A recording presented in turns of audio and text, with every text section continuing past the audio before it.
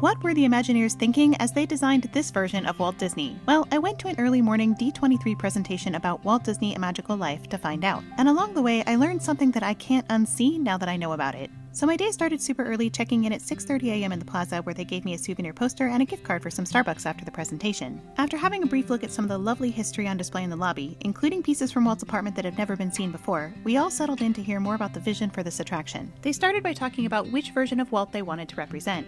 They knew that all of us have our own favorite Walt, like the one that came from Kansas City to LA to pursue a dream, or the Uncle Walt version that you welcomed into your living room. But ultimately, they chose 1963 Walt while Mary Poppins was in development, because by this point he had had a wonderful life to look back on, but also had an eye to the future. The Imagineers really wanted that future-focused Walt because that's who he was. He always had one foot in the future. The set isn't meant to resemble his office exactly, but rather be reminiscent of it. Walt had 2 offices at the studio and another one for his TV audience. And they joke that this is the 4th Walt office, one that they had to make fairly small because they didn't have much real estate on the stage. They work with the Walt Disney Family Museum and the Disney Archives to get some of the details just right, like a replica of the briefcase that Walt would carry back and forth from his home to the studio every night, and the Pinocchio maquette on his shelf. There's also some futuristic urban planning books because he was working on Epcot, Walt's plane, and of course photos of people that he loved. They wanted to capture Walt's mannerisms, facial expressions, and include his iconic eyebrows that communicated exactly what he was thinking. They also included little gestures like getting a little impatient and drumming his fingers, or putting his hand on his hip in what they called the teapot pose. But I think the most interesting feature that they wanted to capture was his eyes. Almost everyone who knew Walt personally talked about the glint in Walt's eye,